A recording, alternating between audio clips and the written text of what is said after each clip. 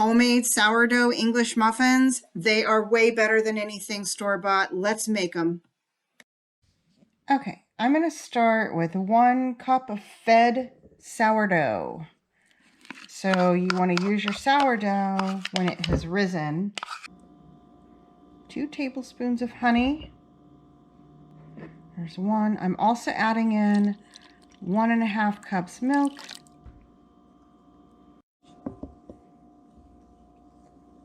To this, I'm going to add in between 4 and 4.5 cups flour. 4. I'm going to start with these 4. And I'm also going to put in 1.5 teaspoons of salt. Let me go ahead and get this all mixed up, and I'll be right back with you. All right, now here you're seeing me continuing to mix this dough, and you do want to continue to knead your dough until it is soft and smooth and kind of elastic, like you're going to see right here. All right, so I went ahead and I put this in a greased bowl. You're going to want to turn it, kind of coat it a little bit with that oil, and then you'll cover it with a piece of saran wrap and let it sit between 8 and 12 hours. And then here you see how it has risen after that time frame. So it rose very nicely. Now what you're seeing me do is going ahead and rolling it out. You want to roll it out about a 1/2 inch thick. You can use a jar ring or a biscuit cutter, whatever you like, to go ahead and cut those out, make them a good English muffin size. So that's what I did. Get all these cut out, put them on a cookie sheet.